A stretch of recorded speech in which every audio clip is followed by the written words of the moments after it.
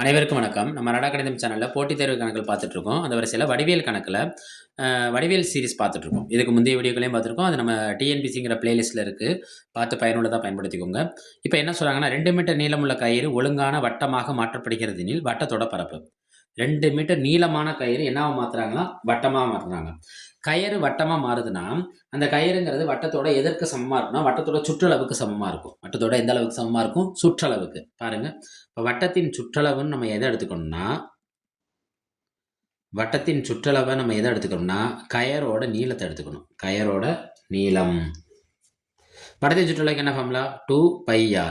கயரோட நீளம் எவ்வளோ? 2. நம்மளுக்கு என்ன தேவை?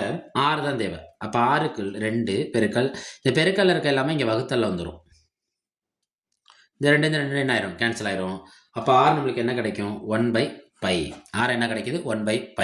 இப்ப அவங்க என்ன கேட்குறாங்க? வட்டத்தோட பரப்பளவு. மறுபடியும் சொல்றேன். ஒரு கயிறு நீளமா இருக்கிறத என்னவா மாத்துறாங்கன்னா, வட்டமா மாத்துனாங்கன்னா, அந்த கயிறோட நீளம் எதுக்கு பொருந்தும்னா, வட்டத்தோட சுற்றளவுக்கு பொருந்திரும். 2ம் சமப்படுத்தப்படும். நம்மளுக்கு இதுக்கான ஃபார்முலா தெரிஞ்சிருக்கணும். r சென்டிமீட்டர் அல்லது மீட்டர்.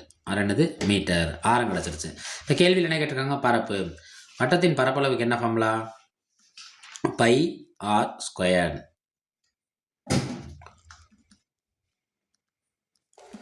பை r ஸ்கொயர்னா ஆரத்தை 2 தடவை போடணும். 1/π பெருக்கல் 1/π. இந்த பை என்ன கேன்சல் ஆயிரும். ரைட்டா? அப்போ 1/π பரப்பு. பரப்புனா என்ன போடணும்? மீட்டர் ஸ்கொயர்டுன்னு போடணும். இல்லைன்னா என்ன சொல்லணும்? சதுர மீட்டர்னு போடணும். இந்த ஆப்ஷன் அவங்க கொடுத்துருக்க ஆப்ஷன்ல எங்க இருக்குன்னா, ஆப்ஷன் சில இருக்கு. அடடா கணிதம் சேனல்ல லைக் பண்ணுங்க, சப்ஸ்கிரைப் செய்யுங்க, சப்போர்ட் பண்ணுங்க, ஷேர் பண்ணுங்க. நன்றி.